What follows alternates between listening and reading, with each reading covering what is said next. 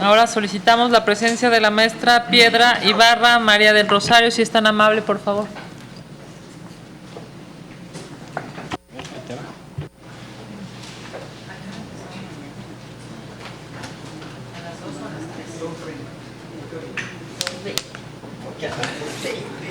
Gracias.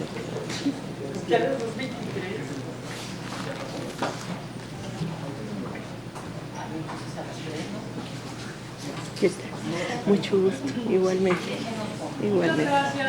Muchas gracias, maestra. Gracias por estar aquí esta noche. Gracias a ustedes. Tanto al maestro Pérez Guerra como a usted.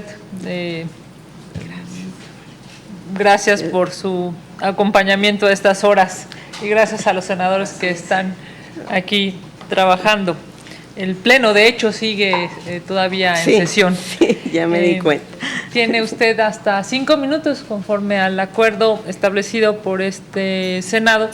Tiene usted el uso de la palabra. Muchas gracias. Sí. Bueno, pues buenas noches a todos y a todas. Me voy a permitir leer mi comparecencia. Señoras y señores senadores, comparezco ante estas comisiones unidas para exponer ante ustedes las líneas de mi propuesta de programa en caso de obtener su voto para ocupar la presidencia de la Comisión Nacional de Derechos Humanos. Empiezo diciendo algo que todos sabemos, que vivimos una crisis humanitaria sin precedentes y que el horizonte de cumplimiento de los derechos humanos en México, heredado al actual gobierno, difícilmente podría ser más cruel, más injusto y más inhumano. Esto es por muchas razones, pero una de las más sensibles es que hasta hoy no hemos contado con una Comisión Nacional de los Derechos Humanos que responda al sentir de la ciudadanía, que sea una institución defensora eficaz, realmente autónoma, voz de aquellas y aquellos cuya palabra ha sido silenciada por la desigualdad, por la injusticia, por hechos criminales que han quedado impunes y cuyo reconocimiento, en tanto que violación a los derechos humanos, ha sido ineficaz e irresponsablemente atendido. Esto no lo queremos más. Nuestro país exige una institución constitucional defensora de los derechos humanos que sea lo que nunca ha sido, y este es el momento histórico en el que podemos dar un golpe de timón, llevar a cabo con valentía, capacidad y autonomía la defensa de nuestro pueblo y sus intereses. Si ustedes, claro, señoras y señores senadores, así lo quieren. Necesitamos una comisión en profunda unidad con las víctimas y exigente con autonomía y autoridad moral frente a las autoridades.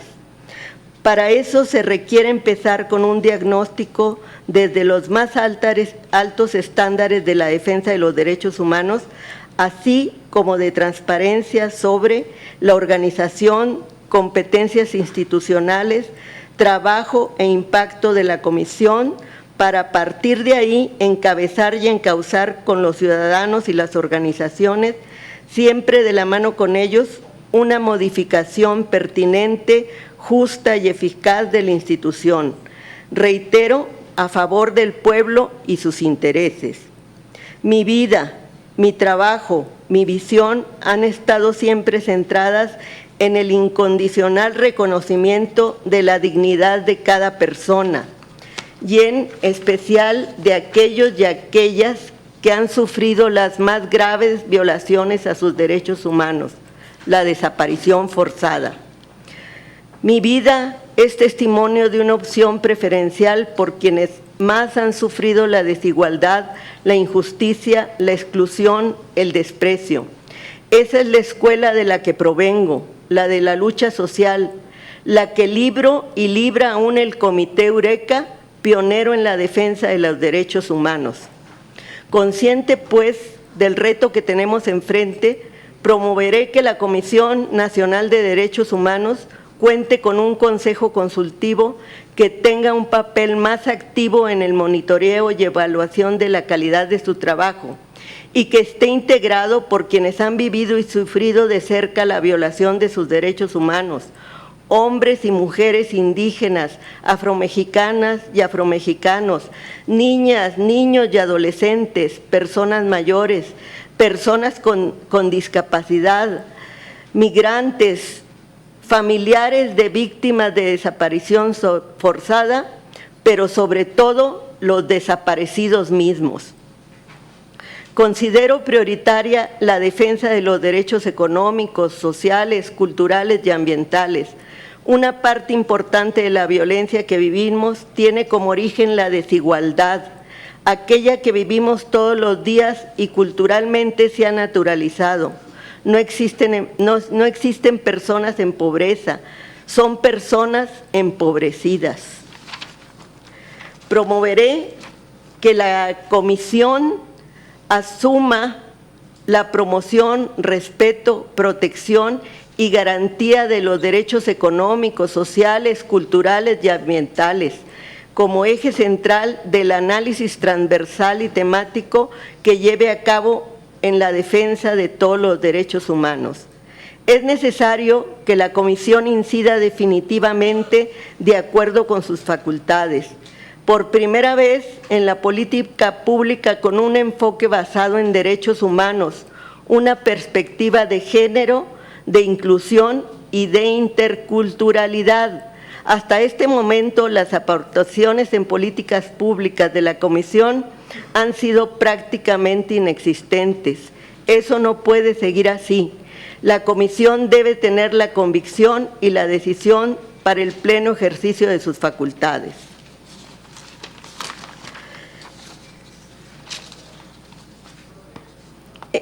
En fin, con esto concluyo. La comisión que aspiro a dirigir la visualizo como una institución absolutamente independiente del poder, autónoma, cercana a la gente y comprometida con las víctimas, lo que hasta ahora no ha sido una verdadera defensoría del pueblo, tal cual la concebía en el siglo antepasado Ponciano Arriaga, y tal cual la necesitamos los mexicanos y las mexicanas del siglo XXI. Gracias. Muchas gracias. Muchas gracias, maestra. Gracias a ustedes. Las organizaciones preguntan, ¿es correcto ante situaciones excepcionales suprimir o denegar derechos humanos a la población en general para que las Fuerzas Armadas y policiales actúen con mayor libertad? Los derechos humanos… Perdón. Disculpen, se las leo completas. Okay. En su caso, ¿a qué se compromete como ombudsperson para combatir el flagelo de la violencia? Y la segunda pregunta es, ¿qué opina de la situación de los asesinatos de mujeres en nuestro país? Tiene hasta 4 minutos, maestro, si está amable. Bueno, en cuanto a la primera pregunta, que si pueden existir estados de excepción, de violación a los derechos humanos, creo que no, que los derechos humanos no admiten excepcionalidad, deben ser respetados en todos los casos, cosa que en este país desgraciadamente no se ha vivido. O sea, se han declarado estados excepcionales y se ha violentado gravemente a la población, y tal es la situación que hoy contamos con miles de desaparecidos, ejecuciones extrajudiciales cometidos desgraciadamente por los sexenios anteriores, y es lo que no queremos que continúe y queremos luchar por ello. En cuanto al flagelo de la violencia, hace rato yo mencionaba que la pobreza es una de las formas más violentas de desigualdad, y esto es lo que hace que se generen precisamente, si revisamos las cárceles, si revisamos los reclusorios, si vemos quiénes son las víctimas de esta violencia, son aquellas personas que padecen esta desigualdad de la pobreza. La pobreza en sí ya es una violación a los derechos humanos, y tenemos que garantizar la igualdad de oportunidades a todos los ciudadanos de este país, los ciudadanos y ciudadanas, para acabar con ese flagelo de la violencia. ¿Sí? Creo que esto lo eliminará. Y bueno, los asesinatos y feminicidios es una lacra en esta sociedad en la que desafortunadamente, o sea, se han hecho decretos, se han hecho leyes, se han implementado alertas de género, pero que sin embargo lo que tendremos que incidir es en cambiar la cultura androcéntrica, la cultura del machismo, la cultura que a pesar de los esfuerzos que se hacen de educación, es la que permea en todo el imaginario, en toda esta ideología machista. Tenemos que atacar en varios sentidos, que la educación de derechos humanos sea transversal. ¿Sí? Gracias, maestra. Senador, por favor. Gracias, bienvenida. Gracias. Hemos hecho varios indicadores, ¿no?, que preguntaremos para que usted nos responda sí o no, y que luego contrastaremos, luego vamos a revisar. Es más que una respuesta sencilla, es un compromiso que va a tener escrutinio público en posterior. Ese es el sentido de estas preguntas. Es un apego a la verdad, ¿no? En materia de idoneidad, ¿ha tenido conflicto de intereses en empleos anteriores? No. ¿Cuenta con algún conflicto de intereses en la actualidad? No. ¿Está o ha estado involucrada en casos de corrupción o fraude? No. Por sus respuestas, muchas gracias. Maestra, de mi parte, ¿cuenta con independencia político-partidista? Sí, sí cuento. ¿Cuenta con independencia religiosa? También. De mi parte es todo, maestra. Gracias. Buenas noches, bienvenida. Buenas noches. En caso de ser electa titular de la CNDH, ¿presentaría y haría pública su declaración 3 de 3? Claro que sí, por supuesto. ¿Ha sido señalada, denunciada o cuenta con sentencia condenatoria por violencia familiar o delitos sexuales? No, no cuento. ¿Ha sido señalada, denunciada o cuenta con sentencias condenatorias por incumplimiento con sus obligaciones alimentarias? Tampoco. ¿Ha expresado opiniones públicas a medios o redes sociales contrarias a los derechos humanos? No, al contrario. Gracias. Buenas noches. Buenas noches. Respecto a su experiencia, ¿está usted comprometida con la progresividad de los derechos humanos? Claro, es un compromiso ineludible. ¿Ha trabajado con víctimas de violaciones a derechos humanos? Es el origen de mi lucha, o sea, soy víctima y soy hermana de un desaparecido y hemos formado este comité que aglutina a familiares de desaparecidos y hemos rescatado a desaparecidos. Eso, hemos trabajado con ellos. ¿Cuenta con capacidad de diálogo con la sociedad civil, la academia y colectivos? Es la idea, o sea, siempre hemos sido plurales y queremos platicar con todos aquellos sectores de la sociedad, provengan de donde provengan. ¿Cuenta con imparcialidad respecto a familiares y amistades cercanas? Sí. ¿Cuenta con aportaciones en el campo de los derechos humanos? Pues mi vida, o sea, mi vida ha sido eso. También he trabajado sobre los derechos humanos de las mujeres en la educación. En ese sentido también lo he hecho. Gracias.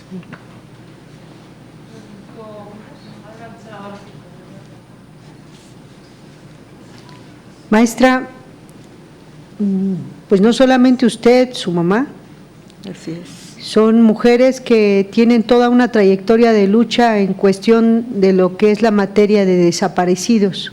Si usted tuviera la oportunidad de presidir esta comisión, ¿cuál sería el verdadero papel que nosotros, o más bien que la Comisión Nacional de Derechos Humanos, debe de tener ante los familiares de desaparecidos? Escucharlos. Maestra, sí están hablando. Perdón. No, al contrario. ¿Algún senador, senadora? Sí. Senadora. Primero, felicidades por esta aspiración. Qué bueno que personas como usted aspiran a estos cargos. Segundo, Desde la pedagogía, que es parte de su carrera, Así es. ¿cuál sería la pedagogía que usted propondría para una Comisión Nacional de Derechos Humanos autónoma, que realmente incida en el conocimiento, en la prevención, en incluso cómo realizar denuncias? Es decir, ¿cuál es la parte pedagógica que usted aportaría a la Comisión Nacional de Derechos Humanos? Ahorita no.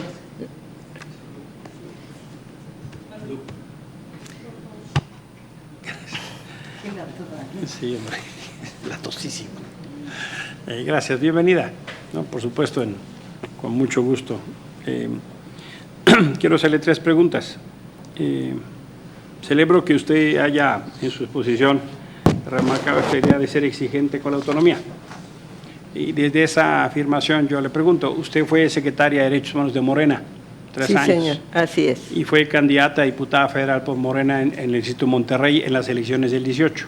Así es. Desde esa posición y de esa convicción, ¿cómo nos garantiza a los que no somos de Morena que usted no va a estar subordinada a Andrés Manuel o a su partido?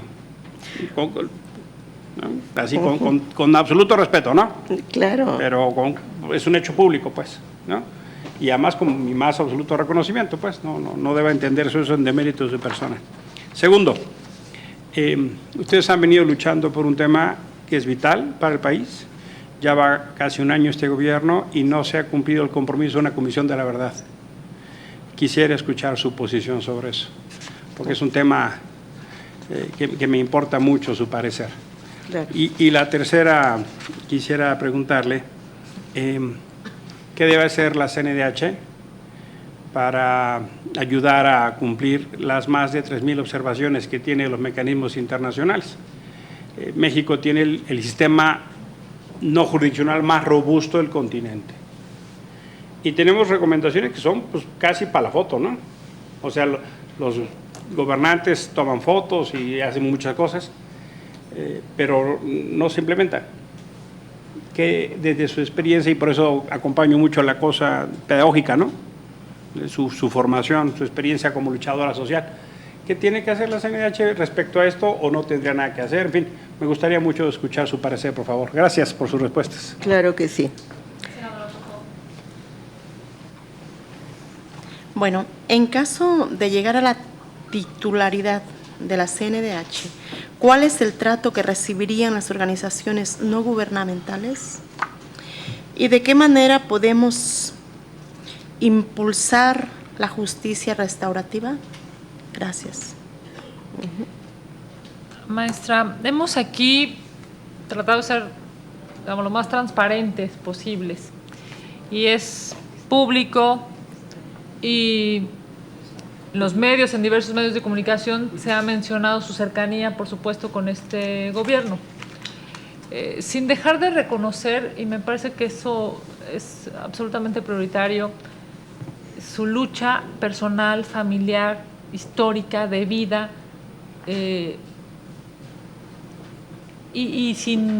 yo soy una persona de partidos, ¿no? También creo que, no obstante estés en un partido político, puede ser suficientemente objetiva. Pareciera difícil, pero yo lo creo. Mi pregunta es, ¿cómo podernos asegurar de esta autonomía, de esta independencia, más allá de digamos, de sus filias en positivo, Claro. Para este gobierno, para esta llamada cuarta transformación? ¿Cómo poder usted hacernos saber, este es el momento, me parece idóneo, que si usted es la ombudsman o ombudsperson de esta nación, pueda priorizar los derechos humanos y no a un partido o a un gobierno? Muchas gracias. Usted me dice, sí. Bueno, en la primera pregunta, ¿qué haría con las víctimas de los desaparecidos? Pues escucharlas inmediatamente, orientarlas en cómo elaborar una queja, el que esto tiene que hacerse inmediatamente, lo más pronto posible, y a vencer el miedo, porque muchas veces lo que detiene hacer una denuncia es el miedo. Piensan que quedándose callados esto los va a proteger, y es al revés. Yo creo que la denuncia pública siempre es la mejor defensa. Y bueno, hay muchas otras acciones que hemos ejercido, levantamientos de denuncias ante notario público, ante las autoridades competentes, en fin, todo lo que implica. Básicamente eso es lo que haríamos. En cuanto, creo que es la misma pregunta, la del senador Emilio y la similar, ¿no?, de cómo garantizo la autonomía. Bueno, yo creo que la afiliación a un partido político, la militancia, primero es un derecho humano. Y que si uno está consciente de eso también, o sea, pues si yo quiero que respeten mi derecho, yo tengo que garantizar a los ciudadanos, en caso de presidir la comisión, que yo también voy a respetar los derechos de ellos, o sea, de que crean en mí, en esa autonomía, y que no voy, por tener una cercanía partidista o de amistad o de simpatía, a anteponer eso en la defensa de un derecho. Y bueno, la prueba está que ya hemos hecho como comité 3 plantones al actual gobierno. Hemos hecho plantones frente a Palacio Nacional, precisamente porque pues ya ha pasado más de un año y no hemos tenido una respuesta satisfactoria sobre nuestra petición de la Comisión de la Verdad. Y la Comisión de la Verdad es algo que no deberíamos estar mendigando, porque las comisiones de la verdad están garantizadas en la propia Constitución, en las leyes nacionales y en las leyes internacionales, que en los casos de desaparición forzada se recomienda la creación de comisiones de la verdad. Y esto, pues yo creo que también, o sea, si el presidente es congruente con todo lo que dice, entenderá. Y si no entiende, bueno, ya ese es otro problema. Pero nosotros tenemos 40 años, más de 40 años, de estar reclamando el paradero, que se esclarezca el paradero de nuestros familiares. No, por una simpatía o por una afiliación, vamos a renunciar a esto. Siempre hemos dicho, y yo lo he dicho siempre, que primero pertenezco al Comité Eureka, y en segundo lugar estaría cualquier filiación o simpatía. Primero es el derecho de mi hermano y de muchos otros ciudadanos que yo sé lo que han padecido, la tortura, esa falta de ser escuchados por un tribunal competente, y el que sea la práctica de desaparición forzada es uno de los delitos que no solo lesiona a la víctima, sino que lesiona a la familia, a todos los allegados y a las generaciones futuras. Y yo no quiero que este país viva esa situación. ¿Sí? Y bueno, pues creo que están contestadas, ¿no? Trato a las organizaciones que me preguntaban, a las organizaciones no gubernamentales, pues tienen el derecho. Nosotros mismos somos una organización no gubernamental que hemos subsistido y realmente no gubernamental. Nunca hemos dependido de ningún gobierno y menos queremos depender de este. Eso sería. Muchísimas gracias, maestra, por su presencia esta noche aquí en el Senado de la República. Le agradecemos muchísimo. Al contrario, muchas gracias. Su templanza para estar hasta estas horas. Muchas gracias. Gracias a ustedes. Muchas gracias. Sí. Felicidades por mañana. Gracias.